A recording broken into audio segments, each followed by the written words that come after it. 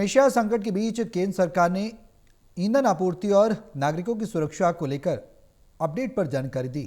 अंतर मंत्रालय समूह की प्रेस कॉन्फ्रेंस में सरकार ने कहा कि ईंधन आपूर्ति बनाए रखने और नागरिकों की सुरक्षा को लेकर लगातार काम किया जा रहा है।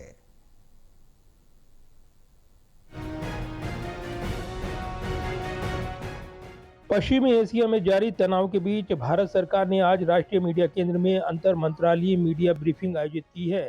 पेट्रोलियम, प्राकृतिक गैस मंत्रालय, विदेश मंत्रालय, बंदरगाह जाजरानी और जलमार्ग मंत्रालय और वाणिज्य मंत्रालय के अधिकारियों ने ईंधन उपलब्धता, व्यापार सुरक्षा और भारतीय नागरिकों की सुरक्षित वापसी पर विस्तार से जानकारी दी है। केंद्र सरकार ने स्पष्ट किया है कि घरेलू एलपीजी और पेट्रोल डीजल की आपूर्ति निर्बाध बनी हुई है और अफवाहों पर ध्यान न देने की अपील की गई है। पेट्रोलियम मंत्रालय की ओर से बताया गया कि सभी रिफाइनरियां उच्च क्षमता पर चल रही हैं, कच्चे तेल का पर्याप्त स्टॉक उपलब्ध है। पेट्रोल और डीजल की खुदरा दुकानें सामान्य रूप से काम कर रही हैं और उनके दामों में कोई बदलाव नहीं है। प्राकृतिक गैस और पीएनजी को प्राथमिकता दी जा रही है। घरेलू पीएनजी और सीएनजी को 100% आपूर्ति जारी है। पिछले 5 दिनों में 55,000 से अधिक पीएनजी कनेक्शनों में गैस सप्लाई की गई है। रसोई गैस के मामले में घरेलू एलपीजी आपूर्ति सामान्य है। 23 मार्च से अब तक 4.3 लाख से अधिक 5 किलोग्राम के एफटीएल सिलेंडर बेचे जा चुके हैं। वाणिज्य एलपीजी का आवंटन बढ़ाकर संकट पूर्व स्तर का 70% कर दिया गया है। हमारी crude inventories are sufficient. Refineries maximum capacity पर ऑपरेट कर रही हैं। इस संबंध में मैं ये भी बताना चाहूँगी कि कुछ इस तरह की खबर सुनने को मिली कि सल्फ़र की सप्लाईज़ में कुछ इशू है। मैं ये बात क्लियर कर देना चाहती हूँ कि क्योंकि हमारी रिफाइनरीज मैक्सिमम कैपेसिटी पर ऑपरेट कर रही हैं, इसलिए सल्फ़र की कोई शॉर्टेज नहीं है। हमारे रिटेल आउटलेट्स नॉर्मल ऑपरेट कर रहे हैं। इंटरनेशनल वॉलेटिलिटी के बावजूद भी पंप के प्राइसेस में कोई इंक्रीज़ नहीं किया गया है। वहीं 8 राज्यों और केंद्र शासित प्रदेशों को पीएनजी सुधारों के लिए अतिरिक्त एलपीजी आवंटन किया गया है, जबकि 3 अन्य राज्यों के आवेदन विचाराधीन हैं। केंद्र सरकार ने महत्वपूर्ण क्षेत्रों जैसे फार्मास्यूटिकल्स, खाद्य प्रसंस्करण और रसायन उद्योगों को C3, C4 धाराओं की आपूर्ति की अनुमति भी दी है। सरकार ने जनता से अपील की है कि वो घबराकर पेट्रोल, डीजल या एलपीजी की जमाखोरी न करें। पर्याप्त स्टॉक उपलब्ध है। राज्य सरकारों से कहा गया है कि वे नियमित प्रेस ब्रीफिंग करें, हेल्पलाइन चलाएं और कालाबाजारी के खिलाफ सख्त कार्रवाई करें। पिछले एक दिन में 2,600 से अधिक छापे मारे गए हैं और सैकड़ों एलपीजी सिलेंडर जब्त किए गए हैं।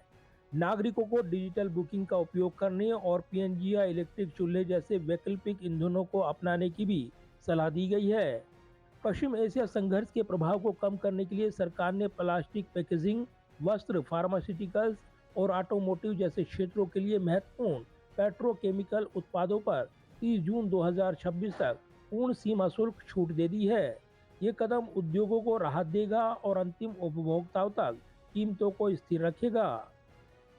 This exemption is expected to benefit a large number of sectors which are dependent on petrochemical feedstock and intermediate products, which includes plastics, packaging, textiles, pharmaceuticals, chemicals, automotive components, and other manufacturing segments. This will also provide relief to consumers of final products. The expected or the calculated revenue loss arising out of these measures. वाणिज्य मंत्रालय की ओर से बताया गया है कि अंतर मंत्रालय समूह सक्रिय है। निर्यातकों को रसद सहायता, सीमा शुल्क सुविधाएं और रिलीफ पहल के तहत विशेष सहयोग दिया जा रहा है। बंदरगाह जाजरानी मंत्रालय ने बताया है कि पश्चिमी फारस की खाड़ी में 18 भारतीय जहाजों पर 485 नाविक सुरक्षित हैं। अब तक 975 से अधिक भारतीय नाविकों की सुरक्षित वापसी सुनिश्चित की जा चुकी है, जिनमें पिछले 24 घंटे में 11 नाविक शामिल हैं।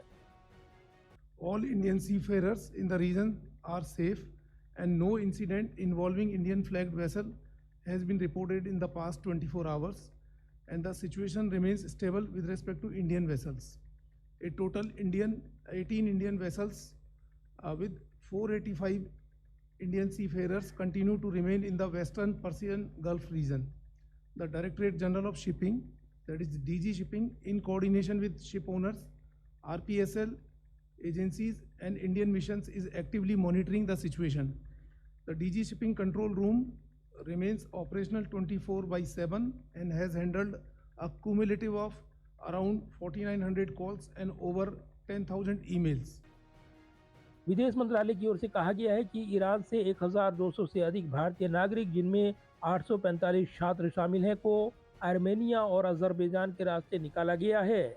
28 फरवरी से अब तक लगभग 6,24,000 यात्री भारत लौट चुके हैं। हवाई यात्रा की स्थिति में सुधार हो रहा है। भारतीय समुदाय की सुरक्षा और कल्याण सरकार की सर्वोच्च प्राथमिकता है। सरकार ने नागरिकों से आग्रह किया है कि वे केवल आधिकारिक स्रोतों से जानकारी लें और अफवाहों से बचें। स्थिति पर नजर रखी जा रही है और जरूरत पड़ने पर आगे के उपाय किए जाएंगे।